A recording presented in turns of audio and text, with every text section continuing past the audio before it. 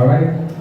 Ngayon po paano ito is very special kasi po ito po ang ating po pinaka-finale ng ating pong message series na binuksan po natin about true love and about speaking the truth in love. Alright? Ito po ang pinaka-last message sa message series ito at itong buwan ng February because this also will be the last, okay? This will also be the last Sunday, okay, ng buwan po ng February o ng month po na ito. At ngayon po, I hope and I pray, no? Sa isang buong message series na ito, ay marami po tayong natutunan, marami po tayong napulot na mga aral, marami po tayong po pwedeng bakunin sa ating po mga relationship, whether it be sa marriage natin yan, whether it be sa family po natin, o sa kaibigan natin, sa katrabaho natin, paano tayo makikitungo, paano tayo magpapakita ng pag-ibig, paano ba natin bibitawan yung katotohanan, at sasabihin ito ng may pagmamahal at pag-ibig at pag-care doon sa ating mga minamahal at mahal sa buhay.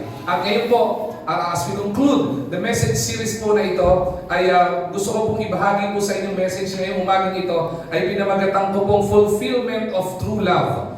Fulfillment of true love. At ang pinakagustong lundo ko po na ibigay po sa inyo at ibahagi po sa inyo, ay wala po iba kundi yung topic na remaining committed. Remaining committed. Alright? So if you have your Bibles with you, I would like you to open your Bibles with me in the book of Romans. Okay? Romans chapter 12. Chapter 12 verse 9 to 10. Pwede ko po imbitahin tumayo ang bawat isa as we give reference to the reading of God's Word. Alright? Romans chapter 12 verse 9 to 10. Pwede mo ba i-request ko para medyo mabuhay tayo ng konti. Alright? Ay basahin po natin ito ng sabay-sabay from the top of our voice. Sabi po ng matutunan ko, pag binabasa daw po natin, maganda naririnig din po natin. Kasi pag binabasa natin, nauunawaan natin.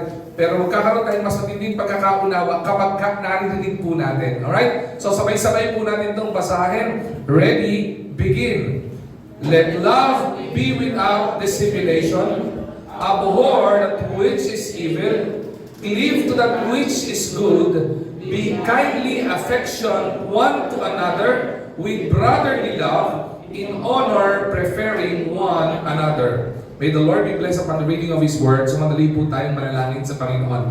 Panginoon namin, dakilang Diyos, marami pong salamat sa iyo, dakilang Ama, sa biyayang ipinagkaloob po sa amin, lalo tigit, Panginoon, sa nag-uumapaw, Panginoon, na pagpapalang kaloob mo sa mamagitan ng mga aral at turo na nanggagaling, Panginoon, sa iyong banal na kasulatan.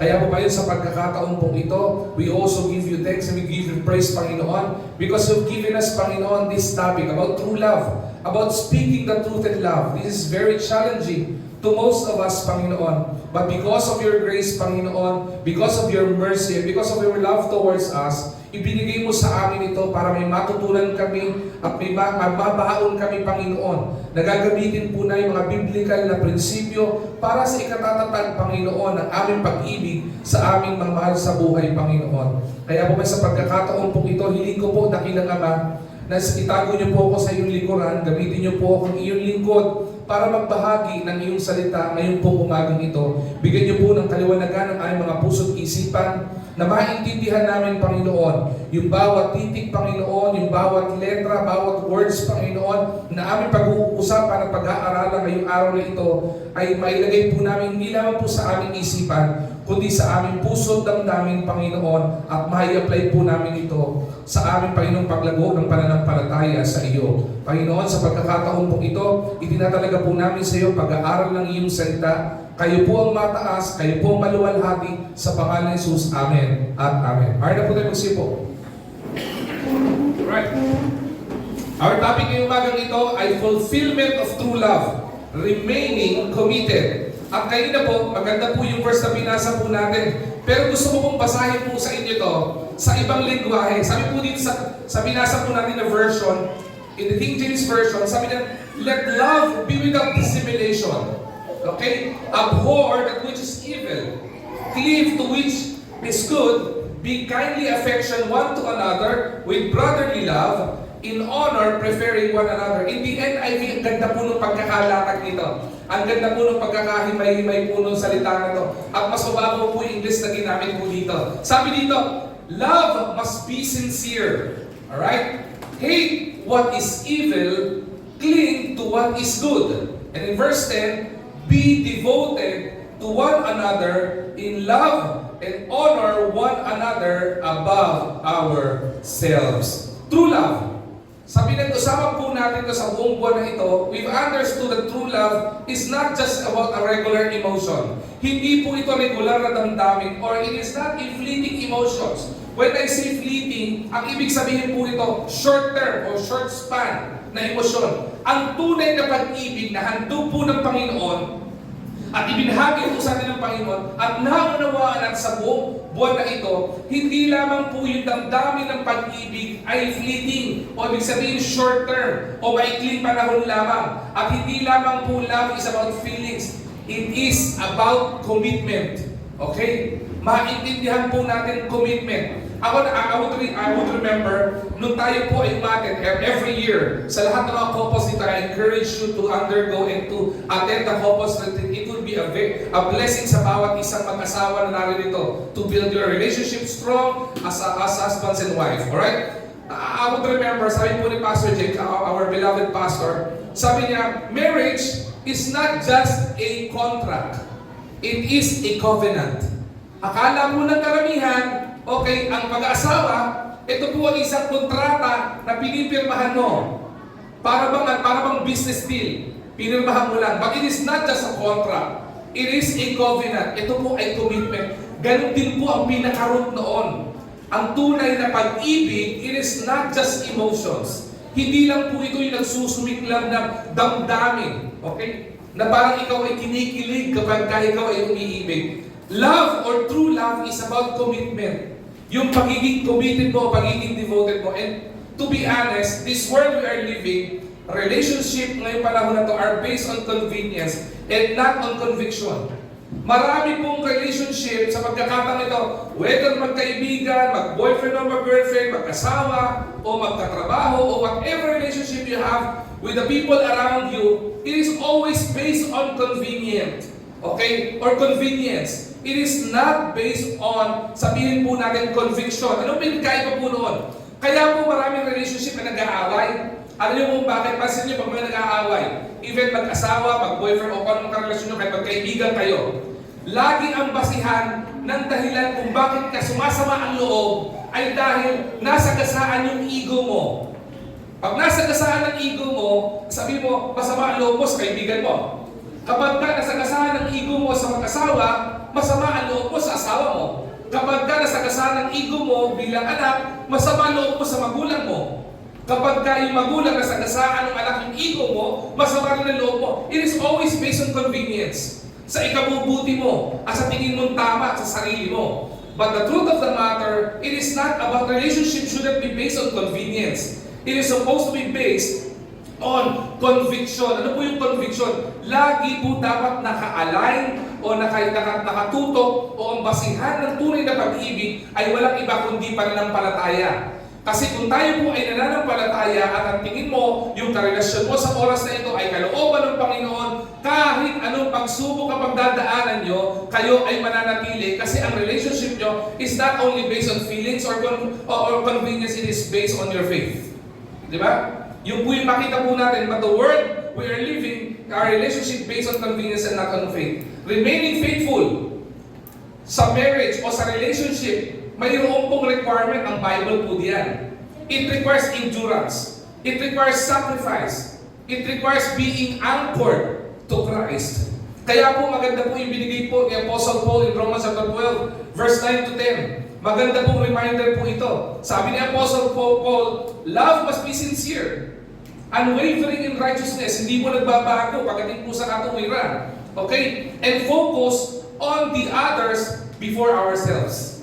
Ibig sabihin, ang tunay na nagmamahal, kung sinasabi mo may minamahal ka, hindi po tayo nakatutok dun sa sarili natin.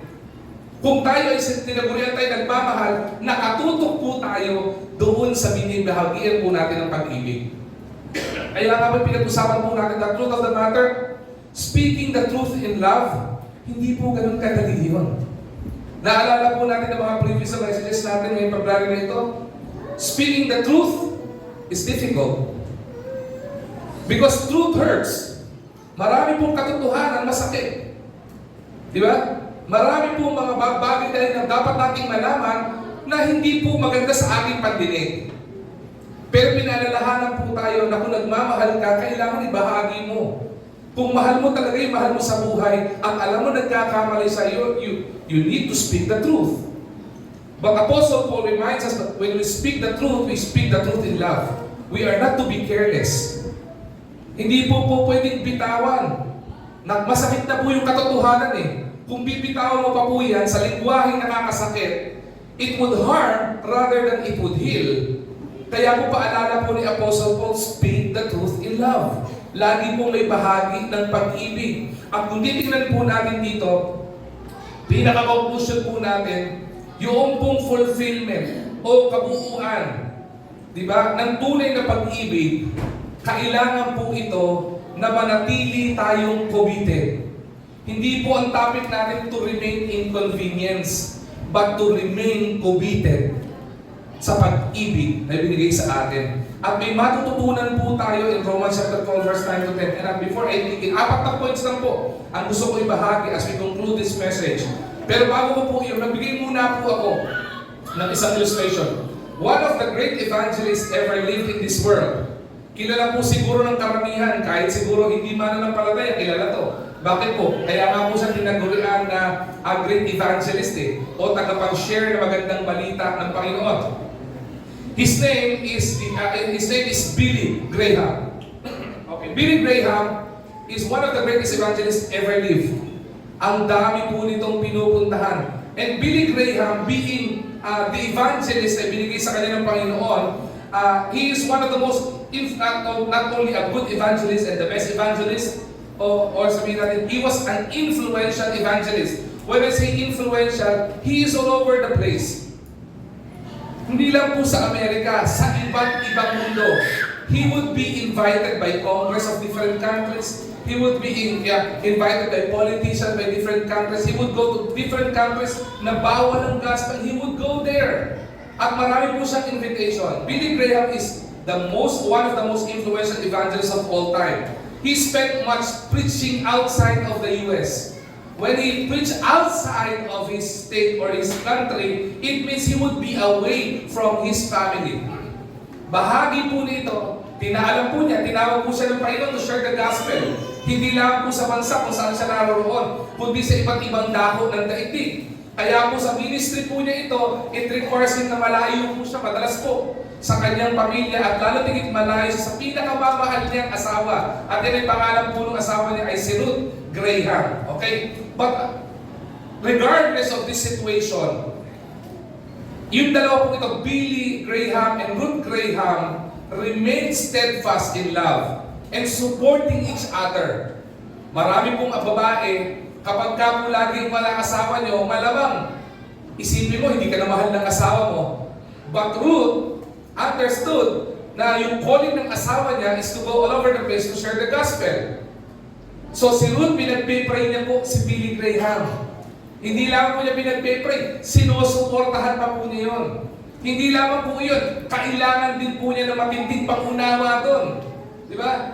Kailangan niya tanggapin, may mga pagkakataon, may mga malalamig na gabi na wala si Billy Graham sa katabi niya. But despite the challenges of distance, itong mag-asawang ito, okay, and the demands of ministry, the high demand of ministry, pagdating po kay Billy Graham, their marriage thrived and strive hard because it was built, listen to this carefully, because their relationship is built on faith, it is built on commitment, it is built on selfless love. Kaya po meron pong binitawang famous na quote si Ruth Graham. Sabi po niya, a happy marriage is the union of two good forgivers. Ulitin ko ang ganda po nito. Sabi ni Ruth, okay, a happy marriage is the union of two, sabi nito, good forgivers. Ang tunay at matatag na pagmamahalan o pag-iibigan, ito po ay nagkakaroon, yung dalawang kasama po dapat, o yung magkarelasyon, ay lagi po silang nasa mode of forgiving. Bakit po? Sa mundong ito, Romans itself is clear. There is no righteous, no not one. Walang matuwid, wala kahit isa. Ibig sabihin, lahat po tayo nagkasala. Amen po ba doon? Naniwala po ba tayo doon? Walang ginawang kasalanan. Even the pastor in front of you, may mga nagagawa po akong kasalanan. Okay? At may mga nagagawa din po kasalanan kay Ate Yus sa maaaring hindi niya po ikananais o igugustuhin. Pero para maging strong yung relationship, kailangan po dalawang forgivers. Ito pong dalawang ito, natutunan po nila yun. Diba? Their love with each other was not perfect. Hindi po ganun ka-perfect. Because nobody's perfect. And there is no relationship in this world that is perfect. But it was deeply rooted in their shared devotion to Christ and to each other. Because of their love for Christ, because of their love for the Lord, naintindihan po nila ito. Kaya po naniniwala po, listen to me carefully, families who are here, fathers who are here, okay, and mothers who are here, I'm into building relationship and building a strong relationship in any means possible. Kung meron ka po, pwede i-invest sa family mo para tumibay yung relationship nyo, para tumibay ang samahan nyo, gawin mo. Pero, listen to this carefully, kailangan hindi nyo po i-compromise ang pananampalataya nyo. Alright? If you think, I would not be personal, but gusto ko lang sabihin po ito, if you think vacation would help your marriage and your family to be strong, go for it. Kung meron po kayong pagkakataon magbakasyon, pamilya, at bigyan kayo ng resources ng Panginoon para makapagbakasyon, go for it! Go! Why not? Di ba? Kung magkakaroon po kayo ng pagkakataon mag-bonding, pumunta kayo sa mall, ipasyal yung mga anak nyo sa mall, at may resources kayo, go for it! If it would build the strong relationship in the family. But, wag nyo pong i-compromise yung pananampalataya nyo dahil sa mga bagay na ito. Because the truth of the matter, vacation is good. Di ba? Investing in a family is good. But the very best investment sa family is for your family to be rooted in Christ. Di ba? Kaya po, nalulungkot po ako kapag nakakakita po ako ng matatagal ng mananampalataya na kung kailan po, di ba? Panahon ng pagsamba, doon po wala sa Panginoon. At pag tinanong mo, bakit wala ka? Eh kasi po kasama ko pamilya ko. Di ba? Parang konsensya ka pa, di ba? Eh pamilya naman pala. Pero totoo, sa pinakamalalim na katotohanan, kung gusto mong tumibay ang relasyon sa pamilya mo, mas palalimin mo ang relasyon mo sa Panginoon. Malino naman po ito sa binabasa po. Ruth and Billy Graham understood about that. They are both rooted. Kaya nga po, sa kabila po ng minsan mga pangungulila ni Ruth, paghahanap ni Ruth kay Billy Graham, naintindihan po niya yun. Bakit? Because she knows that kung ano yung calling ng asawa niya, calling din niya. Alright? Even Ruth's health, nung panahon po, itong mga matatanda na po sila. When Ruth's health declined, unti-unti na po nagkakasakit si Ruth. Okay? Billy Graham remained by her side. Nanatili po ito. Caring for her, cherishing the time they had together. Diba? And when si Ruth passed away in 2007, isipin niyo po nangyari po dito. Billy Graham honored her memory by continuing to live out the love and faith they had shared. Grabe, no? Sobra hanggang sa, ito yung tipo hanggang sa kamatayan. Even after death of the wife, talagang inalala niya yung mga memories, di ba? He was so proud of their marriage. He was so proud of the relationship. At kung makikita po natin, ang lesson po sa story ni Billy and Ruth, true love is not just about emotions. It is about commitment. It is about sacrifice. It is about shared foundation in Christ. Malalim na samahan nilang mag-asawa at samahan nila sa pananampalataya nila sa Panginoon. In a world where love often fades, di ba? Sana po maging inspirasyon po sa atin yung story ni Billy and Ruth. Na maging reminder po sa atin ito that love that is anchored in faith endures through every trials. Ulitin ko po, tagalogin ko. Yung umpong relasyon na nakaangkala sa pananampalataya sa Panginoon, maintindihan po natin, nakakalagpas po ito at matatag po itong dumadaan sa mga trials at nalalagpasan yung mga trials. Ito po yung maintindihan natin. And para maintindihan natin yung fulfillment of true love, para maintindihan po natin yung kapunuan ng tunay na pag-ibig, maintindihan po natin that the main lesson of this message is for us to remain committed to the ones we love. Kung ikaw sinasabi mong mahal mo asawa mo, remain committed to your wife. Sa mga wives na nandito, if you say you love your husband, ano bang fault na makita mo sa kanila? Ano bang ugaling hindi makita mo maganda sa kanila? Na ikaiinis mo, remain committed in that love. Sa mga magulang na narito, kahit anong tigas ng ulo ng anak mo, remain committed in loving your children and teaching them the truth and love. Totoo, panghihinaan ka. Kapag ka matigas ang ulo ng anak mo, paulit-ulit ka na. Yung kulang na lang, i-record mo yung sasabihin mo at pangaral sa kanya at bitawan nyo sa kanya para hindi ka paulit-ulit at mamaos ka. Di ba? Manatili ka and you would endure yung bagay po na ito. At meron po tayong mga aral, 4 na aral po na itinuturo ni Apostle Paul sa aral ng Panginoon. From this verse. Una po, na makita natin.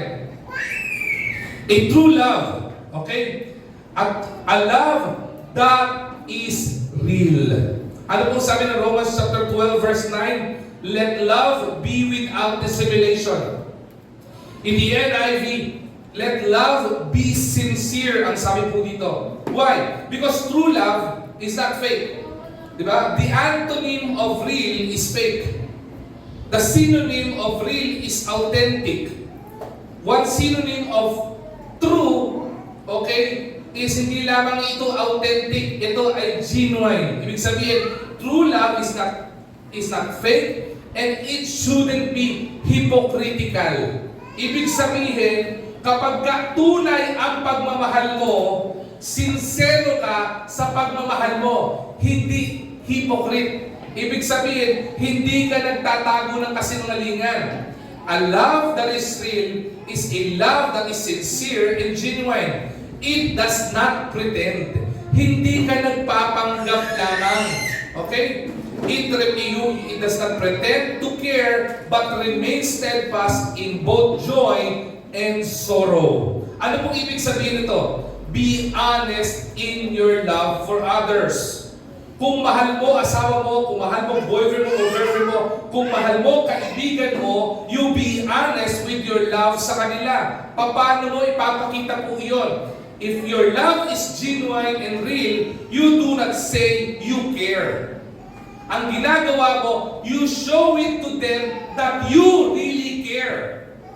Okay? Ang totoo at genuine na pagmamahal, hindi mo lang sinasabi sa iyo, I care for you, I love you. Di ba? Madaling mong sabihin yun. Madaling i-text yung I love you. Madaling sabihin yung I care for you. Madaling sabihin na may halaga ka sa akin. Pero ang tunay na pag-ibig, ipinapakita yan sa tunay at consistent action. Again, do not just say you care. Show it through consistent actions. Ipinapakita, ipinaparamdam. Diba? Sa mga umiibig at iniibig, hindi ba mas gusto nyo yung totoo, nakakatuwa, nakakakilig kapag ka po kayo ay nasabihan kayo na I love you. Ha? Sa mga mag-boyfriend, girlfriend dito, yung mga nanligaw pa lang o nanliligaw pa lang, kapag ka sinabihan ka ng I love you, nakakakilig yan. Diba? Yan yung mga tipong para ka naka-aircon na ganito, na ang lamig, tapos naiihi ka. Yan ang pakiramdam ng pagkaano eh. Diba? Pero totoo, sa mundong ito, madaling sabi ng I love you. Buksan yung telepono ng boyfriend nyo, baka maraming ina-I love you-han yan. Uy, magkakahulihan. Uy, may mga narigaw ka na. Mga girlfriend, mga bababae dito, tingnan nyo mga boyfriend nyo, baka may mga maraming na I love you-han yan. Madali kasi mag I love you eh. Kung ang boss ni nga ng Meralco, may phone number, pwede I love you-han yung mga yan eh. Di ba? Maniwala po ay madaling mag I love you. Kahit sino makakapagsabi ng I love you. Pero pinakamahirap, yung ipakita to. Ang tunay na nag-I love you at ang tunay na nagmamahal, ipinapakita at pinaparamdam. Ang tunay na nagmamahal, hindi lang pupunta ng Dangwa tuwing February. Di ba? Bakit damo, pastor? Doon kasi mura bulaklak. Oo, yung tunay na nagmamahal, bumibili ng bulaklak araw-araw. Di ba? Hanggang sa kamatayan, nasa damo. Bakit? Unang bigay, isang rose na mahaba. Pangalawang bigay, talaga naman, mansari. Di ba? Dalawang rose na mahaba. 1 year pa, isang bouquet na. O, at tunay nagmamahal, hanggang kamatayan binibigay. Pag namatay, nakalagay, korona ng patay. Di ba? Pero, yung pinaparamdam yung tunay na pagmamahal. Di ba? Hindi lang ito sa pamamagitan ng pagbibigay ng bulaklak. Ipinapakita through acts of service, sa love languages natin, ipinaparamdam po natin, love that is real is important. Katulad po ng isang ginto, a gold is tested in fire to reveal its purity. Okay? Ganun din po ang pag-ibig. Ang pag-ibig, dumadaan po sa iyan sa pagsubok. Wala pong pag-ibig na hindi dumadaan sa pagsubok. And listen to this carefully. Kapag ka yung inyong pag-ibig sa isa't isa, whether sa pagkaibigan yan o kung anong relationship meron kayo, pag dumaan po sa pagsubok po iyan, huwag niyo pong masamain. You endure it. Bakit po? Habang dumadaan kayo and you endure it, and you persevere doon sa trials po na yan, mas lalo pong kumikinang yung pagmamahal niyo sa isa't isa. Di ba? Isang pinakamagandang testimony, yung masabi mo, kami po, hindi kami perfect. Pero, during the time sa kami ay dumaan sa pagsubok, magkasama po kami. At sama-sama po namin ini-enjoy po yan. Yung po yung masarap dito, a love that is real. Matutunan po natin. Pangalawa, bigyan ko lang po ito, diniscuss ko na po ito ng mga previous message. Mahalaga po ito, yung remaining committed, sa pagmamagitan ng fulfillment of true love is a love that rejects evil. Ano po ibig sabihin nito? Romans chapter 12 verse 9 ulit. Abhor that which is evil and cleave to that which is good. Yan po yung sabi sa King James Version. Sa NIV po, ang sabi po yan, hate what is evil and cling to what is good. Yun po sinasabi dito. True love does not tolerate sin. Okay? Ang tunay na umiibig, hindi po kinukonsinte kung ano man po ang kasalanan at gawa ng kasalanan. Kaya nga po mahalaga po yung truth and love eh. Truth na nagkakasala yung asawa mo o yung kaibigan mo o kung sino man at mahal mo yan, sasabihin mo na mukhang mali yan ah. Ang tunay na kaibigan na nagmamahal sa kaibigan niya, hindi baling masaktan siya, maitubig lang niya ito. Kapag ang kaibigan mo sinabi gumagawa ka ng mali, ang sabi sa'yo, okay lang yan. Hindi tunay na kaibigan yan. Ang tunay na kaibigan, yung ayaw kang mapahama. Ganun po ito, a love that rejects evil. Diba? Choose yung true love that rejects evil. It chooses holiness over compromise.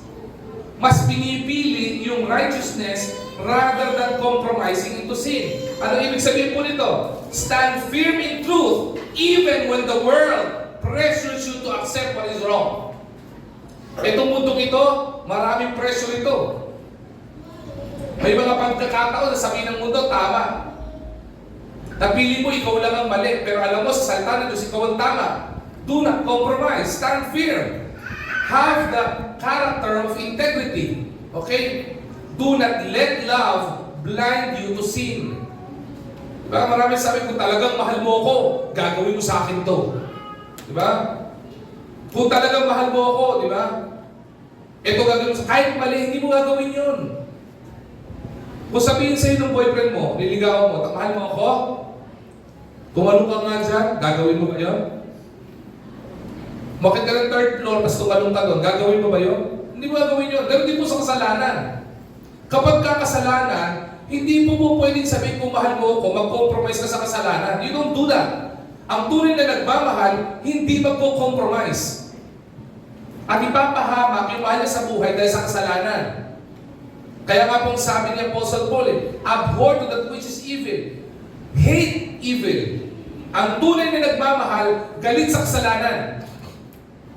Ang tunay na nagmamahal, ayaw ng kasalanan. Bakit? Alam naman po natin ang kasalanan would lead us saan? Sa kapahamakan.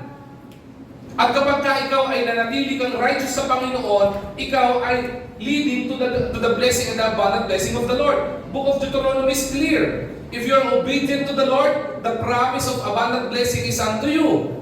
If you are disobedient to the Lord, which is kasalanan, okay, it leads you to the curse of Jesus Christ, of the Lord, sa buhay mo. So saan mo gusto pong piliin? Ganon din po in love. Sa pag-ibig, ang dapat matutunan natin, i-reject kung anumang kasalanan. I will be honest, okay? Sa mga mag-boyfriend or girlfriend dito, kapag kayong boyfriend mo, sinasabi sa inyo na kayo ay magkaroon ng pagtatalik beyond marriage, na hindi pa kayo kasal, okay? Alam mong kasalanan yan. In the Bible, in the book of Revelation, ang tawag po diyan ay the sin of fornication. Pag sinabi sa iyo na gawin niyo yan, at ayaw mo, tumatanggi ka, ang sabi sa boyfriend mo, kung talagang mahal mo ako, gawin mo to. Ang tunay na nagmamahal, it rejects sin. You won't compromise. Young people who are here, listen to that carefully. Makinig po kayo, maigi po dito para sa ikabubuti po natin. Isipin niyo po ito. Bigyan ko po ng illustration. Sino po dito nakakita na ng compass? Ano po yung compass? Ito po yung may nakalagay na northeast, southwest. Mahalaga po yan sa mga navigators. Okay? Bakit po? Kapag ka tumingin po kayo ng compass, if you put your compass in your hand, it always points to the north. Okay? Kaya po, pag gusto nyo po makakita ng mga panorth, mawag kayo ng compass, makikita nyo mga panorth. Hindi, parang mali ata yan. Pag gusto nyo malaman yung direksyon nyo, kunyari, you know the location of your house is on the east. Okay? Kung hanap ka ng compass, makita mo yung north, sa kanan ito east. Okay? You will have the sense of direction. It will guide you to have that sense of direction. Ganun din po. Kaya po itong ginamit kong illustration, ganun po tayo. Na pagka yung buhay natin inilatag, hindi po dapat mababago. Kasi kahit anong gawin nyo sa compass, kahit galawin nyo yung compass, yung direction yan, pag binitawan nyo yung pinaka, para sa relo, yung hand na gumaganon, it would always go back to the north. Babalik at babalik. Pag hindi po bumalik sa north yun, sira na yung compass. Okay? Yun din po tayo. Dapat po tayo, pag nilatag ang buhay natin, it always points to God. Hindi po dapat nagbabago. Kasi, kapag ka ang buhay mo pag nilatag, hindi po umaayon sa tama at hindi po umaayon sa Panginoon, ibig sabihin, sira ang buhay mo. O kung hindi man, you are bound para masira. Ganun din po, love. Ang kailangan for true love is a love that rejects evil. True love remains steadfast, nananatili at matibay in righteousness. Hindi po self-righteousness. Pag sinabi mo self-righteousness, yung katuwiran, basihan mo sarili mo. Yung righteousness na sinasabi po dito, yung katuwiran na kaya ka nagmukhang matuwid kasi dahil sa biyaya po ng Panginoong Hesukristo. A love that rejects sin. Okay, sumunod po. Pangalawa, patapos na po ako dito. Kailangan po natin is a love that remains devoted. Maganda po ito, no? Maganda po ito. Romans chapter 12 verse 10. Ang sabi po diyan, be kindly affectioned one to another with brotherly love. Ang sabi po dito. Ang sabi sa verse 10 ng NIV version, be devoted to one another in love. Ang sabi ito, maging devoted tayo. Ibig sabihin, ibig sabihin ng devoted is this: love is not just about words, but about loyalty. Okay? Loyalty and deep care for others. It is selfless and steadfast. Ang tunay na nagmamahal, nananatili, na hindi lamang nagsasabing nagmamahal, kundi loyal. Ibig sabihin, kung ikaw nagmamahal ka, hindi ka tumitingin ng iba. At kapag ka nagmamahal ka, hindi ka rin tumitikim ng iba. Ang tunay na nagmamahal, okay, dun ka lang nakatutok sa minamahal mo, wala nang iba. Okay? Maintindihan po natin yan. Bakit po? Totoo, Sa mga nagmamahal, tanong ko sa inyo, ano naging basihan ng pagmamahal nyo? Nung niligawan kayo ng asawa nyo, bakit mo sinagot ang asawa nyo? Kaya ko sinagot yung asawa ko, kasi ang pogi niya. Di ba? Ang itsura niya nung bata-bata pa yan, tall, dark, and handsome. Di ba? Bakit mo niligawan yung girlfriend mo, na asawa mo na ngayon? Kasi, nung dalaga pa yan, witwiw yan. Ano witwiw? Hindi ako makapito eh. Di ba? Yung tipong sexy, di ba? Yung hugis Coca-Cola ang body niyan. Di ba? Ang puti, sexy, witwiw. Okay? Yung talaga pag dumaan sa'yo, ang gandang-ganda ka. Di ba? Eh ngayon, kumusta na kayo? Yung asawa ko, yung lalaki, asawa ng lalaki, dati, tall, dark, and handsome yan. Eh ngayon, kumusta na siya? Ganun pa rin. Talaga, nakakatuwa naman. Di ba? Talaga po, oo, tall, dark, and handsome ng mukha na ngayon. Ngayon ko rin nalaman, handsome din ang ugali niya. Naging kapampangan, ano, yung mga AIDS, nagkakarating o ng AIDS, nagkaka-AIDS. Handsome din ang ugali. Di ba? Diba? Nakakairita. Tinanong yung lalaki, kumusta na kayo ng asawa mo? Kumusta na siya? Dati, witwiw siya, di ba? Ang puti, ang kinis, di ba? Ang hugis ng katawan, Coca-Cola. Ngayon, kumusta na siya? Eh, ganun pa rin naman. Tuwa rin ako sa kanya, hugis Coca-Cola pa rin siya. Pero 1.5 na ngayon. Malapit na siya sa 2 liters eh. Ay, tsura mo, yung diretso lang. Di ba? Yung hindi ka na makakawitwiw. Yung kapag kayo Coca-Cola, pag ininom mo, malitigahin ka. Ganun yung tsura. Di ba? Nagbabago mo yung tsura niyan eh. Di ba? Yung asawa mo, dati talaga naman napakakinis. Ngayon, kulubot na. Di ba? Dati nung naliligaw pa lang sa iya, grabe nakakatuwa yung tsura niya. Talaga, pag inamoy mo, ang bango, di ba? Yung pag-aakit ng ligaw, grabe yung bango mo ah. Di ba? Yung tipo parang bumili ng pabango, tapos pinaligo. Yung paglapit sa'yo, maaatsing ka sa bango eh. Di ba? Nung mag-asawa na kayo, subukan mo, na gumising ng umaga yan, patingin ka ng good morning na hindi ba tutok pa siya, maniwala ka. Dahil mo bang makakatulog ka ulit. Parang kang sinuntok sa amoy niyan. Di ba? Di ba nung mga binatang dalaga kayo? Sorry, medyo ano ako ng konti dito ah. May gurus ako ng konti. Talaga naman, yung mga lalaki sa mga babae, always on their best foot forward, di ba? Pag mag-asawa na, wala na noon. Di ba? Yung mga tipong pag yung boyfriend mo o yung girlfriend mo, mauutot yan. Sorry. Ito mga gagawin. Mauutot yan. Sabihin na siya, excuse me I need to go to the bathroom. As doon ibubuga yan. Pag mag-asawa na, wala nang pakialam. Hindi mo magkatabi kayo. Ang gagawin niya, kukunin niya yung kumot. Magtatalong kayong galon. Tapos doon ibubuga. Bakit mo ginawa yan? I love you so much. Gusto ko share tayo.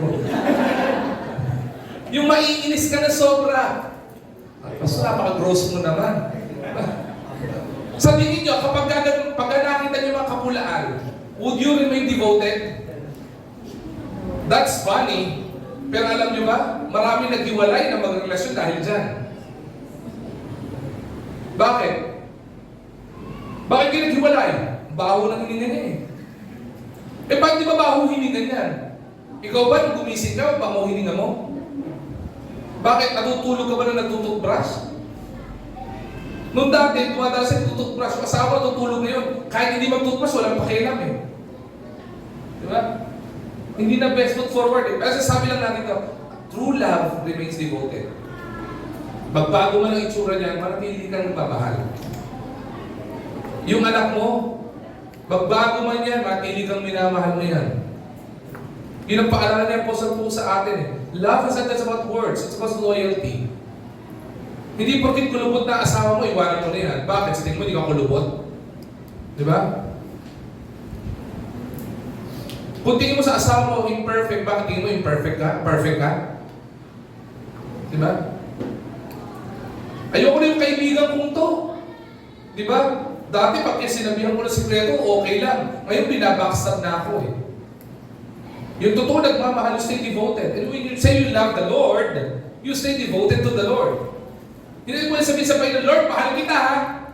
Oo, pero gagawin mo lang yung gusto kong gawin para sa'yo. Hindi mo pwede mong ganon. Kasi ang Panginoon, when the Lord give His love to us, He is totally devoted to us.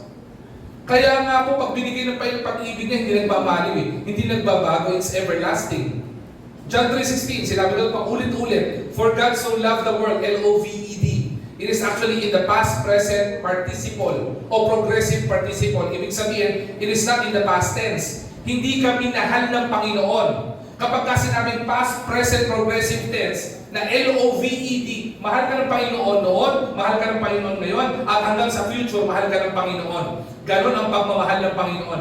And that is what the Lord's love shared towards each and every one of us. Ganon kasincere, ganon ka-devoted ang Panginoon. And that is the example Jesus Christ wants to impart over us, na gusto natin i-apply, that when we love somebody, love them devotedly. Diba? Show love to encouragement. Show love with patience. Show love and with sacrificial giving. Diba? Ito yung nagmamahal. Sasakripisyo ka. Mga magulang na katulad ko dito, kapag kasagad na budget nyo, at hindi kayo kulang na budget pangkain, paniwala kayo, papakainin nyo yung anak nyo, kahit hindi kayo kumakain eh. Tama ba? Bibigay nyo sa anak nyo, makapag-Jollibee siya. Kahit ikaw, matutuwa ka lang na nagja-Jollibee siya. Diba? Kahit gutom ka din. Tunay na pag-ibig yun eh. Sacrificial giving eh. Diba? Yung asawa mo, kahit wala kang bagong damit, malalaki, mabigyan mo lang yung asawa mo ng bagong damit. Sacrificial giving yun eh, di ba ba? Yung pagod ka, di ba? Ibigay mo sa asawa mo yung lakas na kailangan niya. Di ba? Sacrificial giving yun. Just katulad ng isang ina, kahanga-hanga po yung mga nanay dito. Tulad po ng mga mother who never stop her child, loving their child despite the hardship. Mga nanay po dito, mga kasama yung yung mga hero natin na nanay, hanga po ako sa inyo, to be honest. Because you never stop loving your children. Iba sa inyo, may edad na eh. Hindi ko sabihin matanda eh, kasi sa Manila yung makasakit ng damdamin. Kasi matanda, sakit sa pandinig eh, no? Sa Manila po kasi walang tumatanda, nagmamature lang. Okay? Oh, may. Hanga po, ate. Okay. Hanga po sa inyo eh. Bakit po? Sa sobrang pag-ibig sa mga anak nyo, lahat gagawin nyo. Gigising kayo ng maaga, makipagluto lang yung mga anak nyo. Diba? Pagkagising nyo maaga, hindi pa kayo tapos doon. Diba? Ipaghahanda nyo ng pagkain, pagsisilbahan nyo anak nyo, tsaka yung asawa nyo. Kahanga-hanga yun eh. Nakakapagod kaya yun. One time, ginawa ko po yun eh. One time, nasa Bulacan si Ate Joyce, naiwan ko sa bahay, kami ng mga bata. Ginawa ko yun eh. The following day, tinext ko si Ate Joyce, umuwi ka na. Hindi ko kaya to. Ang hirap ng trabaho niya po eh. Pero you never stop loving your children. Yung po yung tunay na devotion eh. Diba? Subukan nyo yung anak nyo para sagot, pagluluto nyo ba? Subukan nyo yung mga anak nyo, di ba? Di ba, suwain, hindi nag-aaral ng buti, ipaglalaban nyo. Mahirap po yun eh. Pero grabe yung devotion ng mga nanay. Masakit pa na nararamdaman nila. Kahit may karamdaman, bumabangon. Magandang example po yun ng love that remains devoted. Sa kabila ng mga pangit na nakikita, masamang experiences, patuloy pa rin ang pagmamahal. And that is what we need to learn. Matutunan po natin yun. Yung pag-ibig na talagang hindi nagbabago, yung may patience, na i-encourage, may sacrificial giving. Okay? So unang po, ito po yung pinakapanghuli. A love that respects others. Romans chapter 12 verse 10. In honor, preferring one another. Or sa ibang version, honor one another.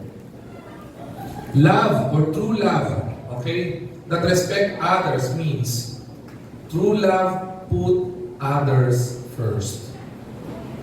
Okay? Inuuna ang iba bago ang sarili. Honoring them with kindness and respect.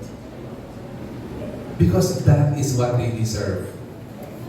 Yung minamahal mo, kung talagang mahal mo yan, you show them honor by showing them kindness and respect. Respetuhin mo. If you say you honor them, you respect them. In the Ten Commandments, there is only one command from the Lord na mayroong pong pangako. Diba? Ideklara niyo po yung basahin niyo po yung pong Ten Commandments. Lahat po yun, walang pangako. Isa lang doon may pangako. Alam niyo kung ano doon? Honor your father and your mother. At ang pangako po doon, that you may have a long life. Wala pong iba na may pangako. Yun lang po. Mahalaga po kasi yung honor and respect. Children, listen to this carefully. We are commanded by the Lord to honor our parents. And honoring them means giving due respect to them. At ang pangako ng Panginoon, the blessing of life. Napakaganda po nun. Hindi ba? Pero dito sa pagkakataon po, a love that respects others. Kung mahal mo yan, unahin mo. Diba? Ikita mo yung pagmamahal sa kanya. Show them kindness. If I say I love my friend, I will show kindness to my friend. Diba? Kung may kailangan siya matutunan ng tama na mali niyang ginagawa, I will show kindness by telling the truth.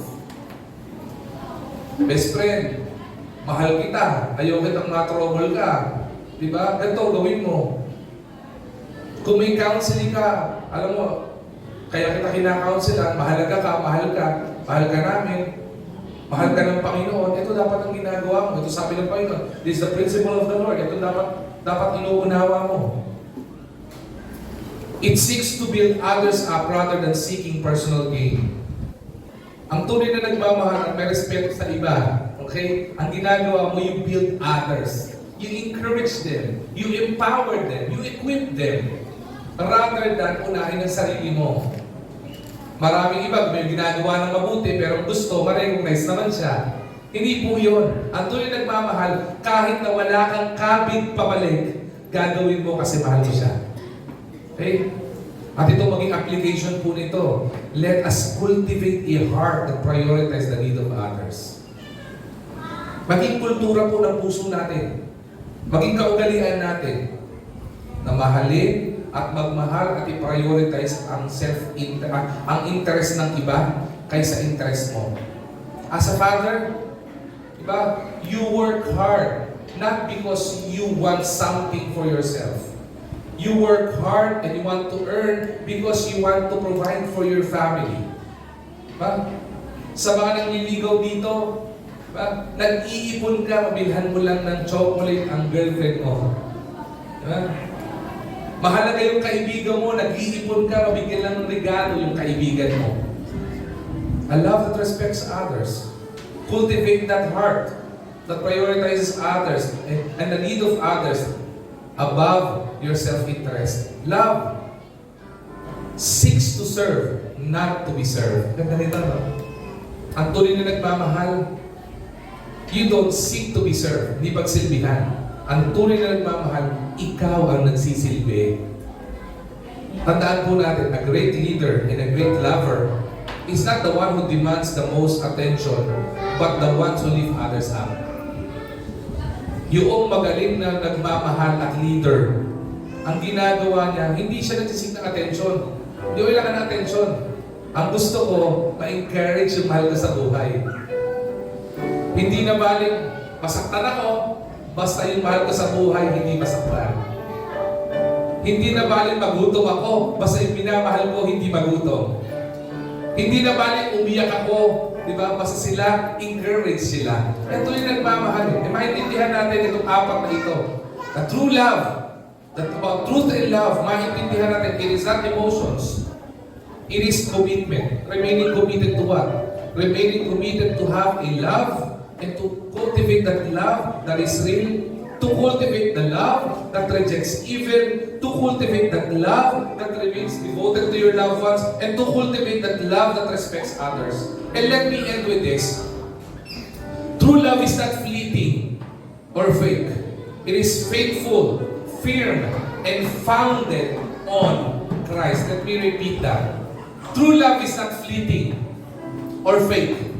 It is faithful, firm, and founded on Christ. Ang tunay na pag-ibig, hindi pansamantala at pansandalian lang. Panghabang buhay. Ang tunay na pag-ibig, hindi po peke. Dapat authentic and genuine. Ang tunay na pag-ibig at umiibig, dapat faithful. Faithful ka sa minamahal mo sa buhay. You remain devoted to your loved ones. And if as Christians, if we say we love the Lord, we are to remain faithful to the Lord. And we are to be firm. May paninindigan, to abhor and to hate what is evil, and to cleave, dumikit tayo to what is right. Stand firm dun sa tamang prinsipyo na makabubuo sa iyo. And veer away from the principle o mga dapat ginagawa na hindi makakabuti sa iyo dahil ayaw ng Panginoon sa iyo.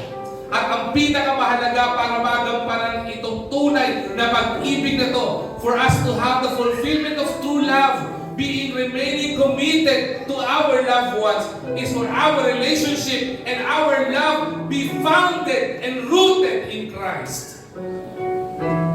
Nakaangkla sa Panginoon. Because the fulfillment of true love is not founded on temporary emotions. Hindi panandali ang feeling. Hindi pang short-term love. But it is supposed to be founded on unwavering commitment. Hindi nagbabago. It is real love that rejects evil. Love that remains devoted. And love that respects others above yourself. True love stands firm because it is built on the foundation of Christ. In a world we are living where love fades, naglalaho ang pag-ibig. Yun ang pinopromote ng mundong ito eh. Kaya nga pinopromote ng iba't ibang government eh. Di ba? Legal separation, divorce, pinopromote ng mundo yan eh. But the Lord doesn't promote that. Ang sabi ng Bible, if a love that is bound together, let no man put asunder. Yun ang sinasabi ng Panginoon eh. Continuous devotion eh. Ang taong pinagsama ng Panginoon, dapat walang kahit anumang pwedeng umiwa at maghiwalay ng relasyon na yan. Kung tunay kayong magkaibigan, hindi dapat sitwasyon ang magpapahiwalay sa inyo. Sa pamilyang tunay na nagmamahalan, hindi problema ang dapat magpapahiwalay sa inyo at walang kahit anuman na magpapahiwalay sa inyo. Kahit nakasalanan o dyablo pa, walang dapat naghihiwalay sa iyo. A man that is put together by the Lord, let no man put asunder. Huwag po natin iaalaw yun. That is what the world promotes. Fading love and relationship. Let us, children of God, love with sincerity. Always hold fast to righteousness. Remain devoted in all circumstances, kahit anong sitwasyon.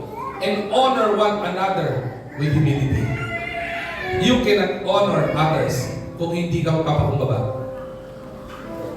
Husbands, mahirap mag-sorry.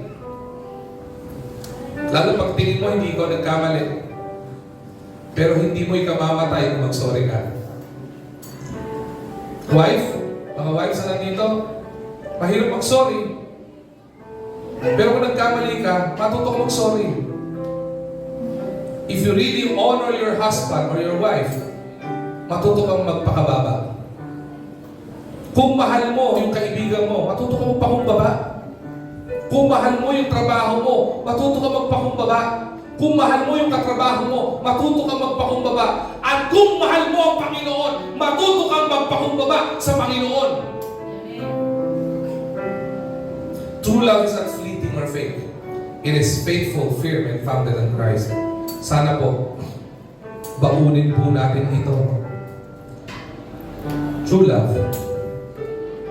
Everybody seeks for true love. Natutunan po natin yan.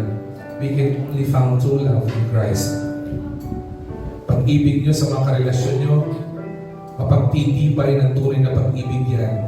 At tunay na pag-ibig yung nararamdaman mo kapag yung pag-ibig na yan ay nakabase sa sinasabi ng Panginoon. True love. True love is not fleeting or fake. It is faithful, fear, and founded in Christ. I hope and I pray na itong message series na ito, marami tayong napulot, marami tayong nadampot, at marami tayong po pwedeng baunin sa bahay, sa kaibigan natin, sa eskwelahan, sa trabaho, kung paano tayo dapat umibig. Tumayo tayong lahat. Let's pray. Panginoon namin dakilang Diyos, maraming pong salamat sa kabutihan mo. Salamat, Panginoon. The message series, Truth and Love, is not easy. We've discussed a lot of topics, Panginoon, that is not pleasing to our ears, but helpful, Panginoon, for our relationships. Lord, salamat. Kasi, Panginoon, hindi ka po, Panginoon, nagbabago ng iyong salita at prinsipyo. You always remain devoted, Panginoon, to us. And thank you, Lord God, for always remaining devoted in loving us. There will be a lot of times, hindi po, Panginoon, kami naging mabuti sa iyo. We've been unfaithful to you, but you remain faithful to us. May mga pagkakataon na ipakita namin yung pagmamahal namin sa iba rather than to you, Panginoon. But Lord, if you want our relationship that we have this on earth, Panginoon, though the earth promotes fading relationship, you promote, Panginoon, devoted relationship. When the world says we compromise our relationship, you say, Panginoon, for us to stand firm. When the world says, Panginoon, to promote yung mga fake na pag-ibig, you promote real love, Panginoon, for our loved ones. Lord, what we need in our relationship, whatever relationship it would be, husband and wife, family, o kung ano man po ba yung relationship, meron po, Panginoon, kami. May our relationships and love in our relationship be founded on you, Lord God. Be rooted in your principle. Be rooted in your guidance, Lord God. And Lord, always encourage us, Panginoon, to always speak the truth in love. To always show our love and devotion for our loved ones. Pa-practice po, Panginoon, namin yung love, Panginoon, that is sin. Pa-practice po, Panginoon, yung love, Panginoon, that rejects sin. Pa-practice po, Panginoon, yung love that remains devoted and committed. Pa-practice namin yung love, Panginoon, that remains rooted in you, Lord God. And again, we give you back all the praise and all the glory. At lahat ng anak ng Diyos magsabi na, Amen. Amen. I hope and I pray that everybody's blessed. Amen?